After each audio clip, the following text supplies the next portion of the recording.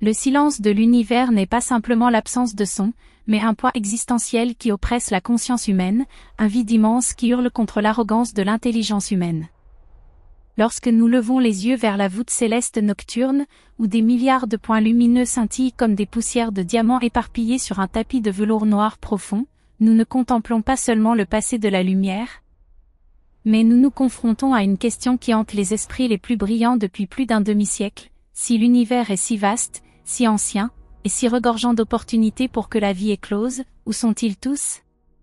Ce n'est pas une interrogation oiseuse lancée par Enrico Fermi lors d'un déjeuner banal, mais une fissure dans le tableau logique de la réalité, un paradoxe qui défie toutes les lois de probabilité en lesquelles nous croyons fermement. Commençons par l'émerveillement face à l'ampleur des chiffres, car c'est seulement en affrontant l'échelle de l'infini que nous pouvons ressentir l'absurdité de cette solitude. La Voie lactée, notre galaxie, n'est qu'un îlot minuscule dans l'océan cosmique, et elle abrite pourtant entre 100 et 400 milliards d'étoiles. Imaginez chacune de ces étoiles comme un grain de sable, et le nombre de planètes qui gravitent autour d'elles suffirait à remplir toutes les plages de la Terre. Dans cette mer de sable infini, la probabilité que la vie n'apparaisse qu'une seule fois sur cette petite bille bleue semble une prétention déraisonnable au plus haut point. L'univers existe depuis plus de 13 milliards 800 millions d'années, tandis que l'humanité n'a fait ses premiers pas hésitants que depuis quelques centaines de milliers d'années, et notre civilisation technologique n'a émergé que comme une étincelle fugitive dans la nuit. Il y a moins d'un siècle. Si une autre civilisation avait surgi avant nous, ne serait-ce que pour un millième de l'histoire cosmique, elle aurait eu amplement le temps de conquérir toute la galaxie, laissant derrière elle des empreintes grandioses telles que des mégastructures enveloppant des étoiles ou des flottes de vaisseaux spatiaux sillonnant l'espace. Pourtant, tout ce que nous percevons est un silence absolu, un silence glaçant baptisé, le grand silence. Cette contradiction nous oblige à plonger au cœur de la nature de la vie et de l'intelligence. Ne surestimons-nous pas notre propre capacité de survie? L'hypothèse du « grand filtre » ou « filtre vaste » se dresse comme un spectre barrant la voie de l'évolution. Il pourrait exister une barrière invisible, un défi biologique ou physique si ardu que la plupart des germes de vie sont étouffés avant de pouvoir émettre un cri dans le vide. L'horreur de cette hypothèse réside dans la position de ce filtre. Se trouve-t-il derrière nous ou devant nous? S'il est derrière, cela signifie que la transformation de la matière inerte en vie complexe est un miracle si rare qu'il frise l'impossible à reproduire, et nous sommes les chanceux qui ont décroché le gros lot de la loterie cosmique, isolés au sommet de l'existence. Mais s'il est devant, alors le silence du ciel est un présage funeste pour notre propre tombe. Cela implique que les civilisations intelligentes tendent à s'autodétruire par les technologies qu'elles inventent: armes nucléaires, effondrement environnemental, ou intelligence artificielle échappant à tout contrôle avant de pouvoir s'échapper de leur berceau planétaire. Des études récentes, comme celle menée par des chercheurs en astrobiologie en 2025, soulignent que ce filtre pourrait inclure des catastrophes climatiques amplifiées par l'activité industrielle, renforçant l'idée que notre propre planète pourrait être au bord d'un tel précipice. Cependant, ce silence pourrait ne pas être la preuve d'une extinction, mais d'une sagesse empreinte de crainte. Nous, dans l'innocence d'un enfant qui grandit, avons diffusé avec enthousiasme des signaux radio dans l'univers, invitant quiconque à écouter. Mais considérons l'hypothèse de la « forêt sombre », une idée terrifiante mais d'une logique implacable. Si l'univers est une forêt antique et obscure, où chaque chasseur se cache pour survivre, alors se manifester équivaut à se peindre une cible sur la poitrine. Peut-être que les autres civilisations n'ont pas disparu, elles maintiennent simplement un silence absolu pour éviter d'être repérées par des prédateurs plus puissants. Dans ce scénario, le silence n'est pas l'absence de vie, mais la preuve d'une intelligence mature, prudente et vigilante. Nous, qui crions dans la nuit noire, pourrions être les seuls naïfs qui n'ont pas encore appris la leçon de la survie parmi les étoiles. Des discussions récentes parmi les astrophysiciens, en 2025, suggèrent que cette prudence pourrait être amplifiée par l'émergence d'intelligence artificielle, qui pourrait percevoir toute communication comme une menace potentielle, ajoutant une couche de complexité à cette forêt cosmique. Élargissons notre regard au-delà des peurs primitives, pour toucher des possibilités philosophiques et technologiques plus élevées. Peut-être que le concept de « conquête de l'univers » n'est qu'une pensée rudimentaire propre à l'humanité à son stade naissant. Une civilisation surdéveloppée, ayant atteint les sommets de la connaissance et de l'énergie, pourrait perdre tout intérêt pour l'expansion physique, risquée et coûteuse. Au lieu de cela, elle pourrait opter pour une voie introspective, se retirant dans des mondes virtuels infinis, où elle crée des univers distincts, parfaits et éternels, au sein de superordinateurs alimentés par l'énergie des étoiles. Lorsque la réalité virtuelle devient plus riche et gratifiante que la réalité physique froide, pourquoi s'embêter à traverser des vides mortels? Le silence, alors, n'est pas un vide, mais le bourdonnement de milliards d'esprits vivant dans des rêves numériques, ignorant le monde matériel extérieur. Des avancées en simulation informatique, rapportées en 2025, indiquent que de telles réalités virtuelles pourraient être indistinguables de la réalité, renforçant cette hypothèse comme une explication plausible au paradoxe. Ou bien, nous vivons dans un immense zoo. Une hypothèse teintée d'humilité mais aussi de condescendance, nous sommes trop primitifs pour être contactés. De même que les humains observent des fourmis construire leur nid sans intervenir, des civilisations avancées pourraient nous surveiller de loin, considérant la Terre comme une réserve naturelle où la vie sauvage évolue librement, sans contamination par des connaissances étrangères. Elles nous voient, mais nous manquons de sens ou de technologie pour les percevoir. Nous ressemblons à des indigènes sur une île isolée, contemplant l'océan infini et croyant que le monde s'arrête là, tandis que des sous-marins nucléaires glissent silencieusement sous la surface sans créer la moindre ride. Cette idée, revisitée dans des publications scientifiques de 2024 et 2025, gagne en crédibilité avec les progrès en télédétection, suggérant que des observateurs cosmiques pourraient utiliser des méthodes invisibles à nos instruments actuels. Mais revenons à la réalité scientifique, où des astrophysiciens comme Heidi J. Newberg travaillent en silence, non pas avec des rêves fantaisistes, mais avec des données arides. Une vérité cruelle est que nous venons à peine de commencer à chercher. Le temps que l'humanité a passé à balayer le ciel avec des télescopes radio n'est qu'un clin d'œil comparé à l'histoire de l'univers.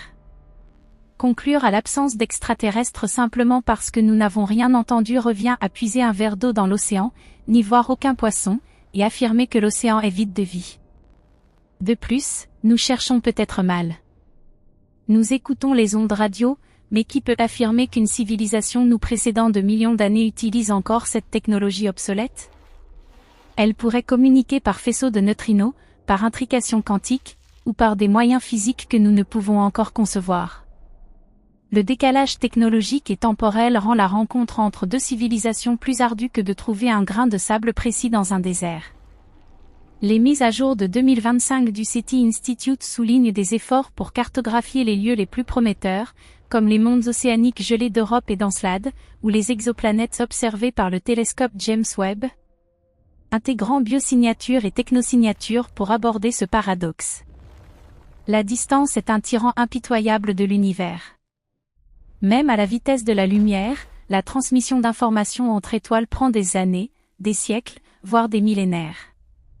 Si un vaisseau voyageait à la vitesse maximale actuelle de l'humanité, il lui faudrait des centaines de milliers d'années pour atteindre l'étoile la plus proche. La volonté de conquérir la galaxie, aussi ardente soit-elle, pourrait s'éroder face à l'immensité terrifiante de l'espace et du temps.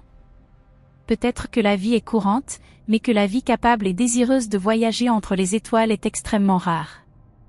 Propager la vie à travers la galaxie pourrait être bien plus difficile que ne le suggèrent les calculs théoriques de Fermi.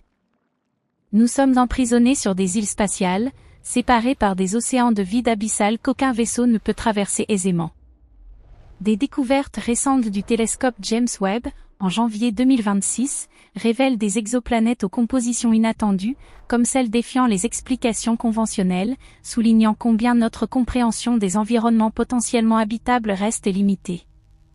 Le glissement dans la pensée contemporaine de la recherche reflète notre maturation.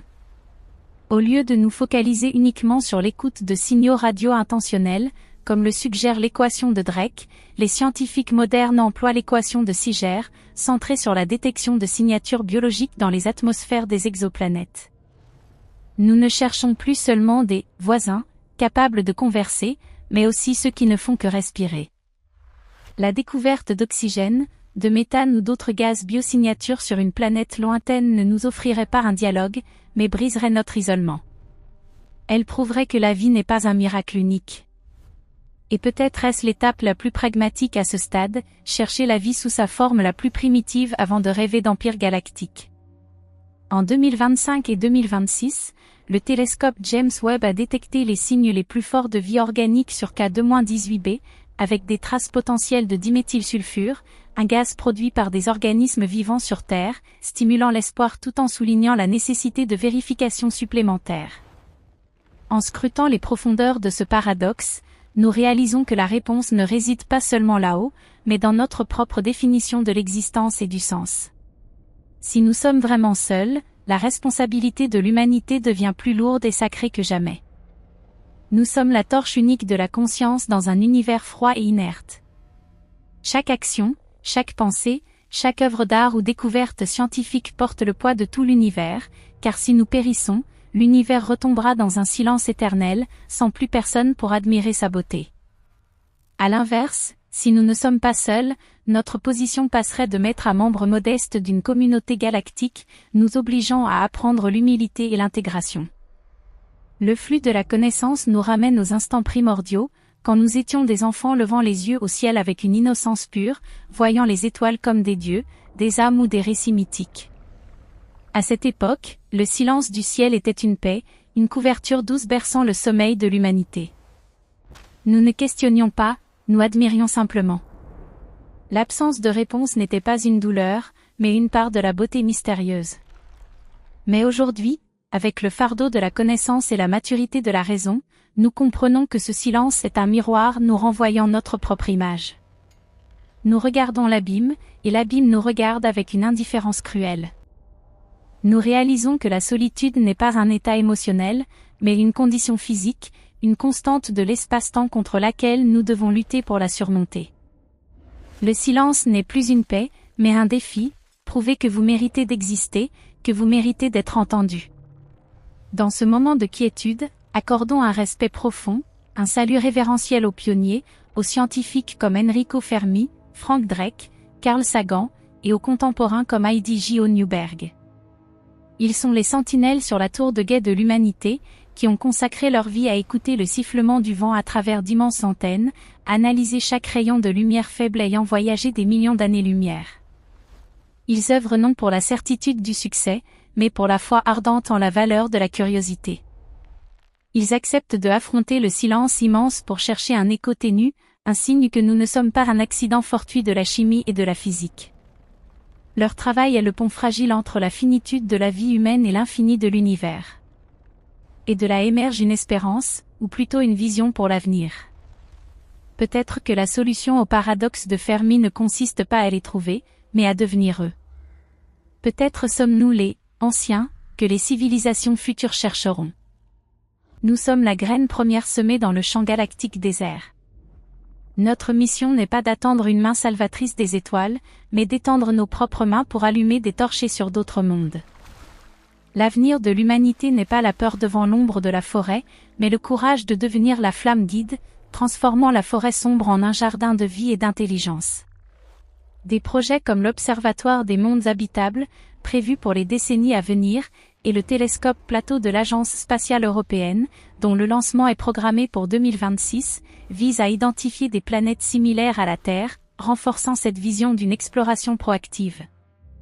En fin de compte, quand la nuit tombe et que les étoiles réapparaissent, laissons ce silence imprégner notre âme, non comme une tristesse, mais comme une promesse inachevée. L'univers peut être muet, mais dans notre poitrine, le cœur bat encore les rythmes de la vie, du désir et de l'amour. Tant que ce battement résonne, tant qu'un regard se lève vers les cieux avec une soif de découverte, l'univers n'est pas véritablement silencieux. Car nous sommes la voix de l'univers, la manière dont l'univers se perçoit lui-même, et dans le murmure du vent stellaire, nous entendrons peut-être l'écho de notre propre âme vibrant au milieu de l'infini. Cet écho n'est pas seulement un son physique se propageant dans une atmosphère gazeuse, mais la vibration de la structure même de la réalité lorsque la conscience touche l'inconscient. En acceptant que nous puissions être les anciens, les premiers gardiens de nuit de l'univers, un déplacement colossal s'opère dans la conscience humaine.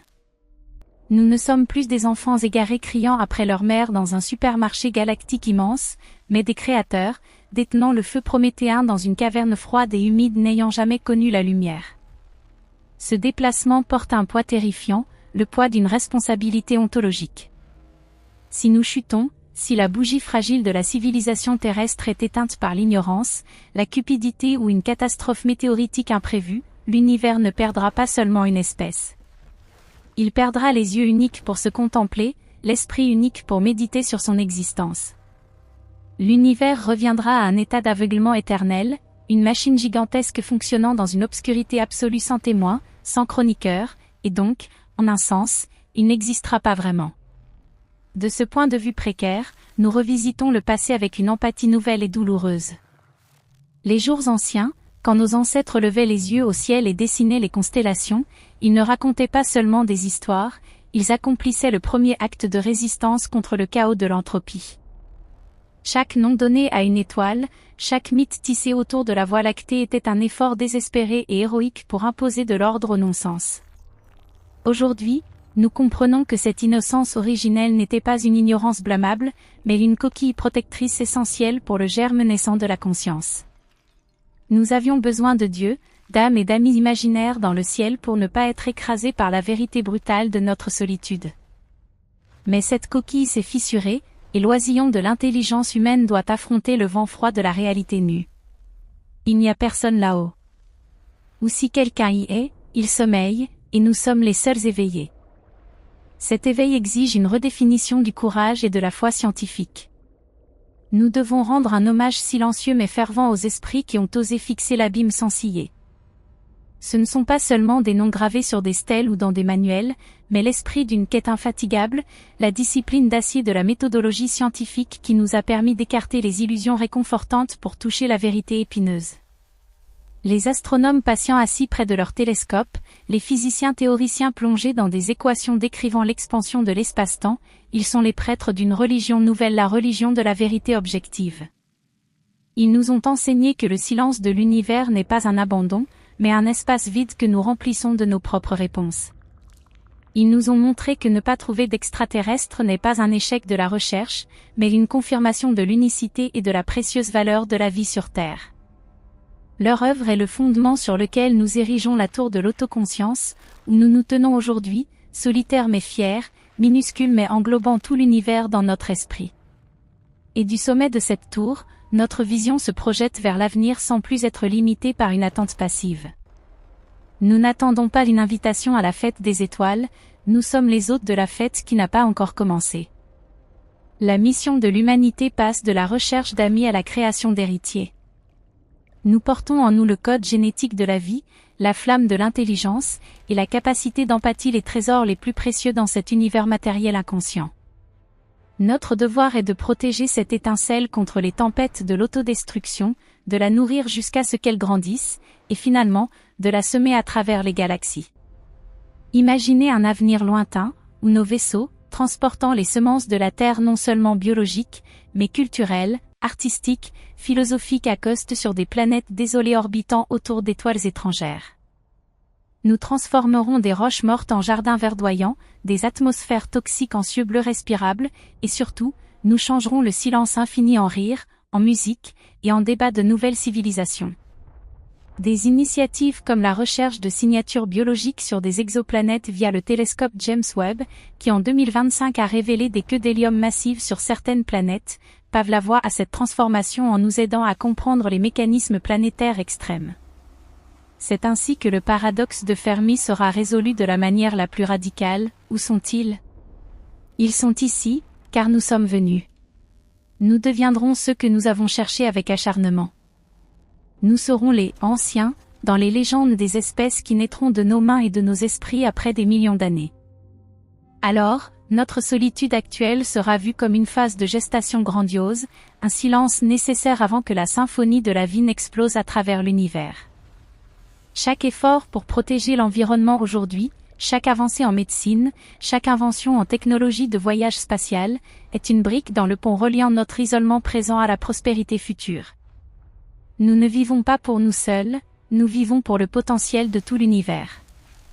Dans ces ultimes instants de contemplation, quand la raison est épuisée après un long voyage à travers l'espace et le temps, laissons notre âme se déposer. Regardez par la fenêtre, où les lumières de la ville se fondent avec celles des étoiles, créant un tableau ambigu entre le fini et l'infini. Le silence du ciel nocturne n'est plus effrayant. Il ressemble à une feuille blanche attendant la plume, à un clavier attendant les doigts, à un amant attendant le baiser qui l'éveille. Nous réalisons que le sens de la vie n'est pas trouvé quelque part là-haut, mais créé ici même, dans chaque battement de cœur, dans chaque lien entre les êtres. Nous sommes la manière dont l'univers ressent la chaleur, dont il connaît l'amour, dont il aspire. Que cette prise de conscience devienne la boussole de toutes nos actions. Ne laissons pas la mesquinerie, la haine ou la cupidité obscurcir la noblesse de notre espèce. Nous sommes les gardiens de la conscience. Chaque fois que nous traitons autrui avec bonté, que nous sauvons une vie, que nous créons une nouvelle beauté, nous luttons contre le froid de l'entropie, nous allumons une bougie supplémentaire dans la nuit cosmique. Et malgré les épreuves à venir, malgré les ténèbres qui semblent parfois engloutir tout espoir, souvenons-nous, dans toute l'histoire de 13,8 milliards d'années de l'univers. Aucun moment n'a été aussi radieux et miraculeux que celui-ci, le moment où la matière s'éveille et se nomme elle-même humain. Ainsi, levez la tête vers le ciel nocturne. Non pour supplier, non pour chercher, mais pour promettre. Promettez aux étoiles muettes que nous ne laisserons pas ce silence durer éternellement. Promettez au néant que nous le comblerons de sens. Et promettez-vous à vous-même que, tant que l'humanité perdurera, cet univers ne sera jamais un tombeau désert et froid, mais toujours un foyer, un sanctuaire de vie et d'intelligence. Résonnant à jamais de l'hymne épique de l'existence au cœur de l'éternité. C'est la réponse ultime, la destination de tout voyage, et le commencement d'une ère nouvelle, où nous ne sommes plus des voyageurs solitaires, mais les grands architectes des étoiles.